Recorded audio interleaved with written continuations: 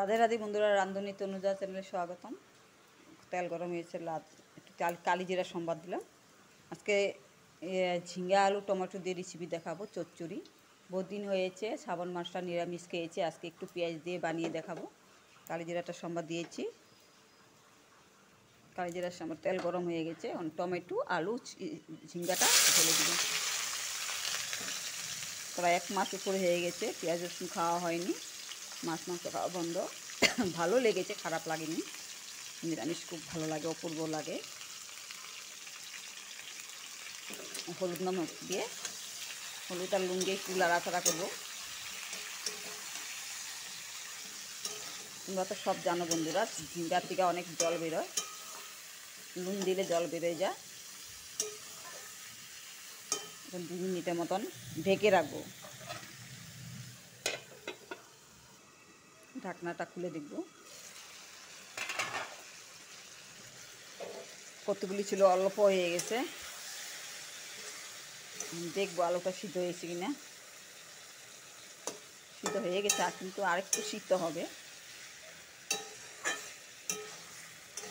টমেটোটা গলে গেছে, টমেটোটা গললে ভালো হয়, গ্রেভিটা একটা গ্রেভি লাগে, খেতে ভালো লাগে।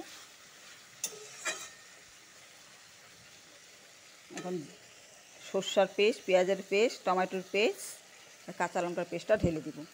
গ্রাইন্ডারে পিষে নিয়েছি, ঢেলে দিব। উপকরণের সাথে একটু ভালো করে লাড়াচাড়া করব। হালকা সিদ্ধ হয়নি, এটা ভালো করে সিদ্ধ হইতে দিব। একটু জল দিয়ে দিব।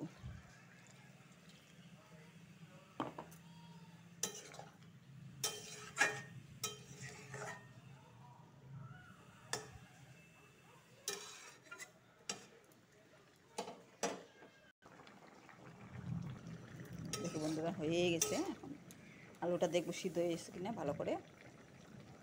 সুন্দর করে সিদ্ধ হয়ে গেছে। তোমরা ঝুলঝুল খেলে ঝুলঝুল খেতে পারো, মাখো মাখো খেলে মাখো মাখো খেতে পারো, যে যেরকম পছন্দ করে। অনেকে শুকনাও বানায়, আমি একটু গেবি বানাই, মাখো মাখো। এখন নামাই দিব।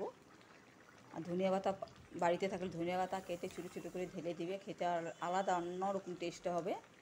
বাড়িতে ধনিয়া পাতা নেই বলে ধনিয়া পাতা দিচ্ছি না, তোমরা ধনিয়া পাতা দিয়ে নিবে, সুন্দর হয় খেতে। বানিয়ে খাবে। সর্ষা, কাঁচা লঙ্কা আর টমেটো আর পেঁয়াজ একটা দিয়ে খুব ভালো লাগে। চচ্চড়ি, আমরা চচ্চড়ি বলি, খেতে খুব ভালো লাগে। হয়ে গেছে, নামাবো। হয়ে গেছে, নামাবো। এখন একটু পরিমাণ মতন চিনি দিয়ে দেব।